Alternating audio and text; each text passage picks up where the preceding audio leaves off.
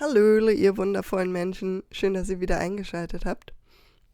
Ich freue mich heute auf Vincent's Tale. Ich bin ein ganz klein wenig bisschen erkältet und habe das Gefühl, ich bin ein bisschen verstreut mit meinen Gedanken, aber ich versuche mich so gut wie möglich zu fokussieren. Ich habe mir auch wieder meine 10.000 Spickzettel gemacht, damit das auch halbwegs was wird hier. Genau, aber vorneweg, es wird entweder ein sehr, sehr langes Video oder vielleicht mache ich auch 2 Videos draus, weil ich möchte mit euch in die Instagram-Geschichten eintauchen, die Ren gepostet hat zu der Vincent Tale. Da möchte ich natürlich in den Prolog Sunflowers hineingucken mit euch. Und dann natürlich nochmal Vincent's Tale. Das heißt, wir haben ein bisschen was vor uns. Und vielleicht mache ich das einfach so, dass ich mit euch ein paar der Instagram-Stories durchgehe und den Prolog. Und dann erstmal einen Cut und dann in das zweite Video gehe.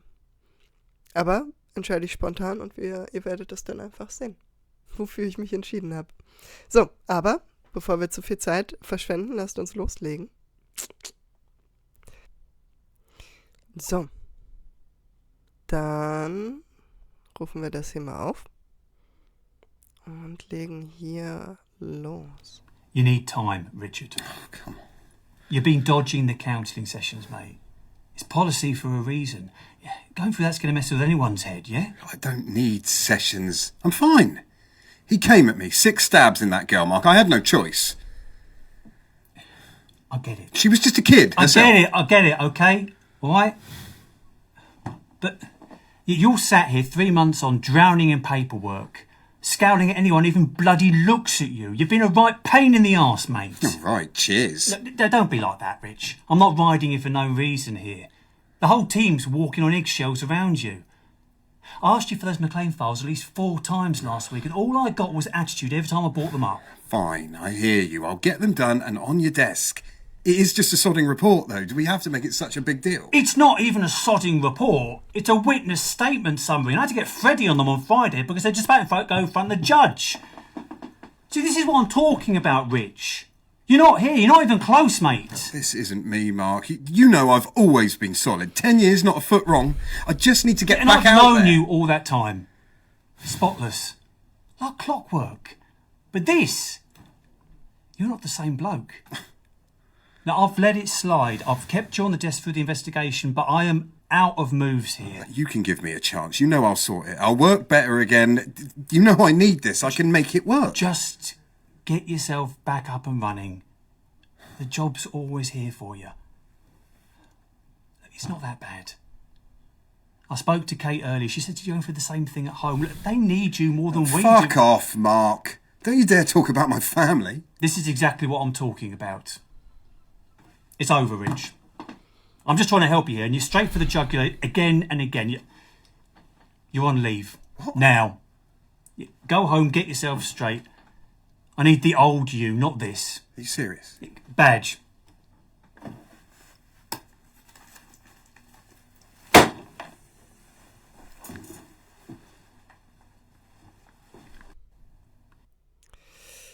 Ja. Ich würde jetzt erstmal noch gar nicht so viel dazu sagen, weil sich das alles am Ende der Insta-Stories zusammentut. Aber hier sind schon so ein paar Sachen, ne? Richard, der Officer, der Screech am Ende erschossen hat, wird erstmal mehr oder weniger suspendiert, auf Pause geschickt oder wie auch immer man es nennen möchte, weil seitdem alles nicht mehr so gut funktioniert auf Arbeit. So, und auch die Stimmung anscheinend nicht mehr ganz so gut ist und sehr sensibel ist. Und seine Arbeit schon allein mindestens am Schreibtisch nicht mehr so gut hinbekommt. Und sich alle Sorgen um ihn machen. Inklusive seiner Familie. Und zu der kommen wir jetzt.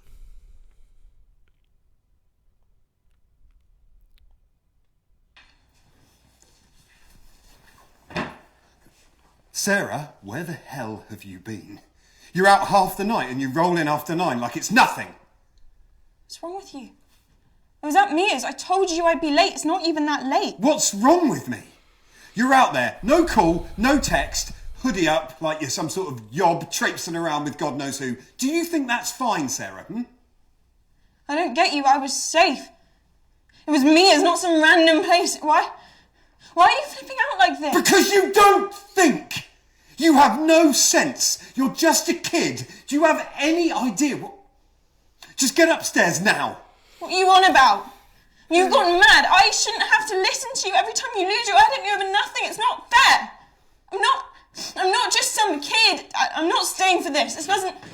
Mum, you've got to talk to him. He's always drinking and shouting. I don't want to be here. I'm going back to Mia's. Sarah, I'm warning you. That's it. Enough. That's fine, Sarah. Just text when you get there safe, yeah? Kate, you can't just come down here. And what? I heard all that. What the hell's got into you?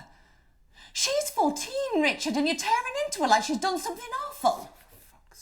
No, don't you turn away from me. A month of this. Snapping, brooding, drinking in the dark. I've held me tongue, I've given you room, and now this. Yelling at her over nothing. I won't have it. I don't need room. I need my life back. Your life? What about ours? You're not here. You're a ghost around us.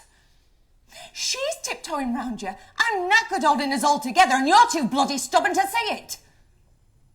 Do you think I don't know I'm a mess? Well, then do something. You're wrecking us. All you're doing is pushing her away, and you're pushing me towards the edge too. I've never seen you like this. And I can't keep pretending it's normal.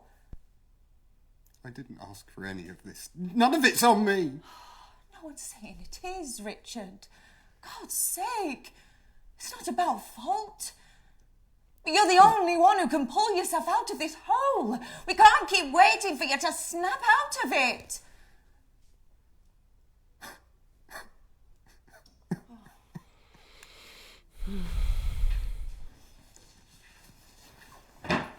So. Ja. Da sieht man schon so die ersten Anfänge, wie es immer schwieriger wird, wie alle an die Grenzen kommen, wenn keine Verarbeitung stattfindet. Aber ich würde gerne noch die anderen gucken und dann legen wir richtig los. Just run through with me what happened that night. Oh, you know what happened that night. Humour me, please. Look, it's the same as it was before.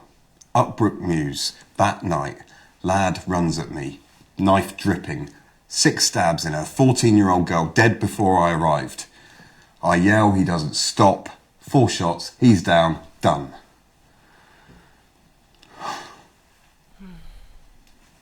And it's still the same afterwards too. Mark has me on the desk for months, even though the investigation's long over now. Team are fed up with me, say I'm a liability, and I snarl at them. Wife's no better. She went off at me recently because I lost it with our girl. Everyone's waiting for me to pull it together, but there's nothing left for me to pull together. Coming here isn't helping. You're not helping. Richard, you've spoken a lot about other people. What about you? How do you feel right now?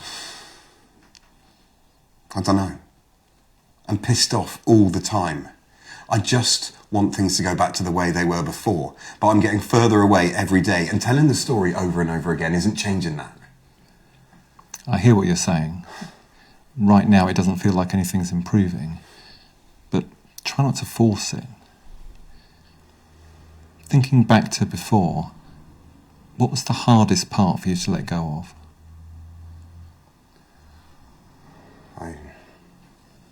Being safe, I guess. Like every time I close my eyes, I see him and I'm back there. I never used to be afraid of my own head. Now I'm angry all the time. At him, at myself. Ja. I didn't want this. Didn't ask for any of it, and I don't deserve it. I just want to go back to how I was before. Who I was before. I just want my life back. Richard, you should be aware that some experiences stay with people for a long time. As we move through our lives, we all change. We can never go back to who we were. But with my help, I'm convinced that you can live a full and meaningful life again.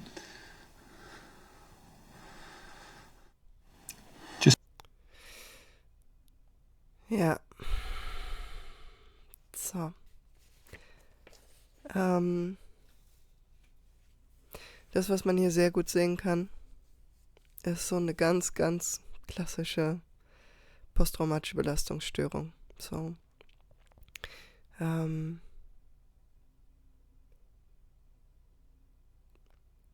Das, was wir uns jetzt nicht angeguckt haben, sind dann noch die Videos dazu, wie er nach der Therapie zurück an den Ereignisort geht, dort Blumen ablegt, sein Chef vorbeikommt und sagt, übrigens, dir scheint es besser zu gehen, du kannst wieder anfangen zu arbeiten in einer Woche. Und Richard ist doch ein bisschen nervös, aber irgendwie, okay, komm, ich mach das. Danke. Und dann sieht man noch ein Video, wie er sich quasi fertig gemacht hat, noch zu Hause ist, in seiner Uniform ist. Und seine Frau ihm sagt, dass sie sehr stolz auf ihn ist, dass er jetzt heute seinen ersten Arbeitstag wieder hat und er sehr nervös und sehr unsicher ist. So. Genau, und dann startet quasi der Rest der Reihe. Aber das, was man hier gut beobachten kann, ne, das Erlebnis, was passiert ist mit Screech, Richard hat es nicht verarbeitet. Für ihn, ne, er hat einen Jungen getötet von 14 Jahren mit 4 Schüssen, der wiederum vorher ein Mädchen getötet hat mit 6 Messerstichen. Sowas vergisst man nicht.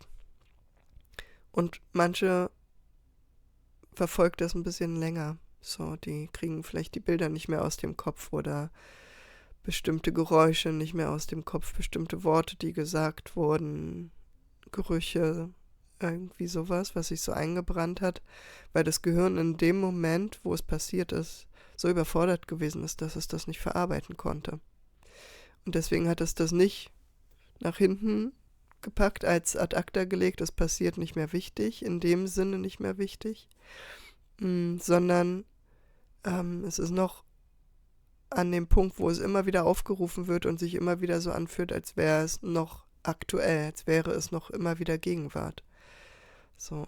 Und es kann sein also meistens sind es dann Flashbacks, ne, bildliche Sachen, die dann plötzlich wieder aufkommen im Kopf. Oder eben das, was ich eben auch noch aufgezählt habe. Und die lösen sofort wieder genau dieses Gefühl aus, was man damals hatte. Diese Panik, diese Angst. Und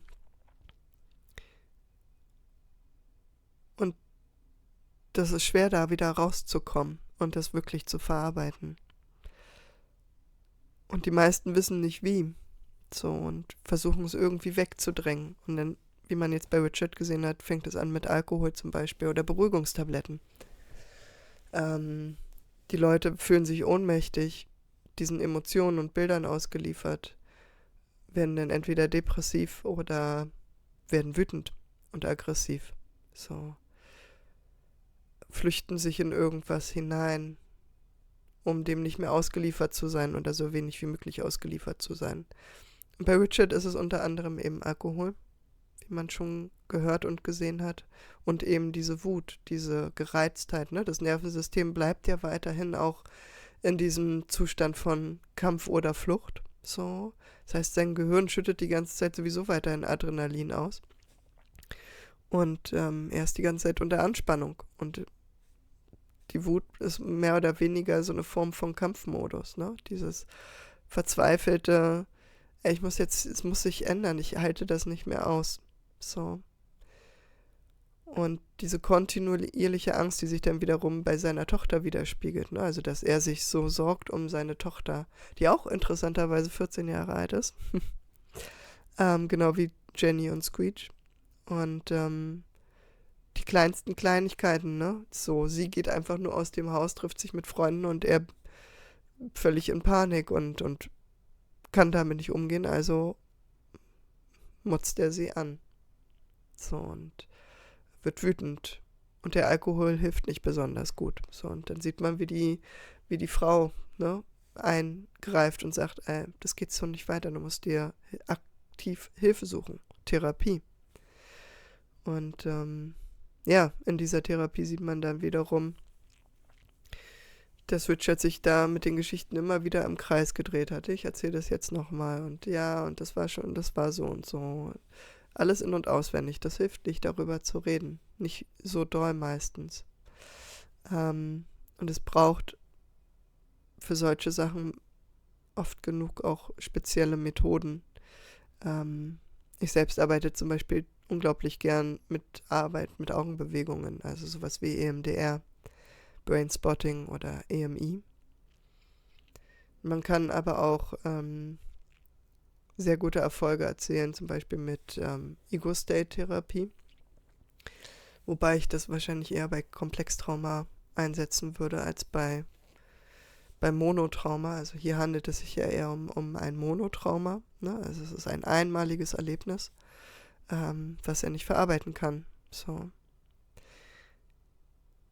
Genau, und er versucht irgendwie, das Ganze unter Kontrolle zu kriegen und es scheint so, als würde er das mit der Therapie so weit können, dass er sich wieder stabil genug fühlt, um halbwegs mit dem Leben irgendwie umzugehen, so dass sein Chef dann sagt, okay, komm wieder zurück, komm wieder in den Dienst. So. Genau.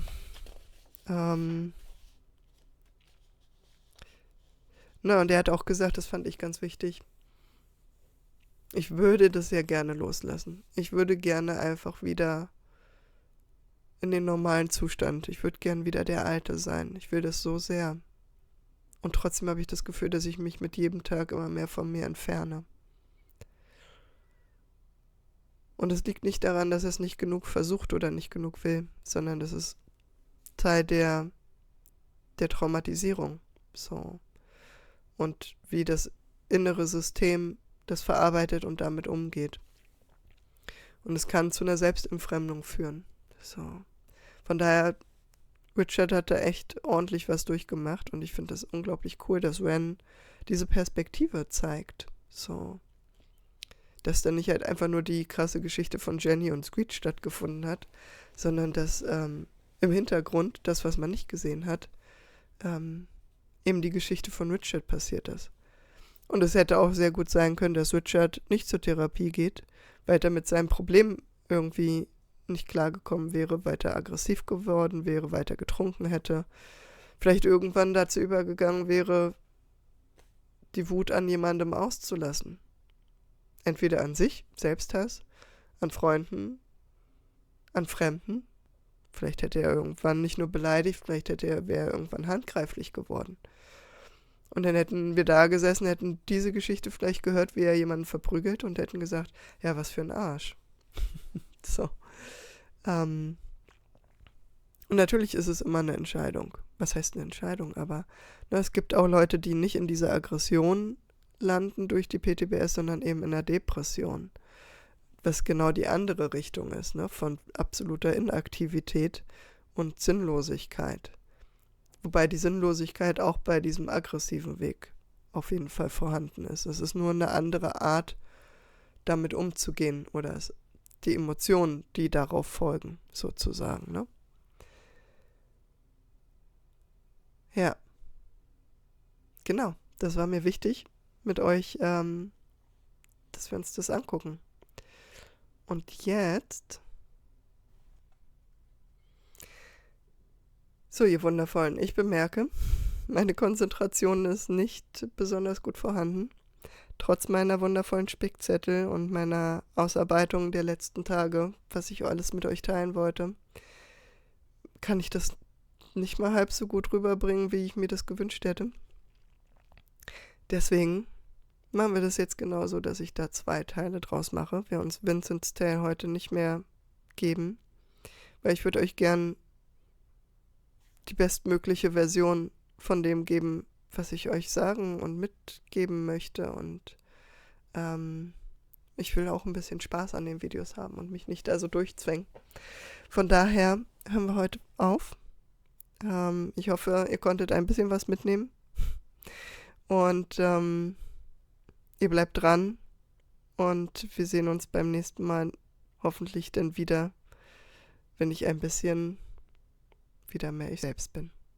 Ich freue mich auf euch und wünsche euch einen wundervollen Abend, ihr Lieben. Achso, und natürlich freue ich mich trotzdem über ein Like und auch über Subscribe.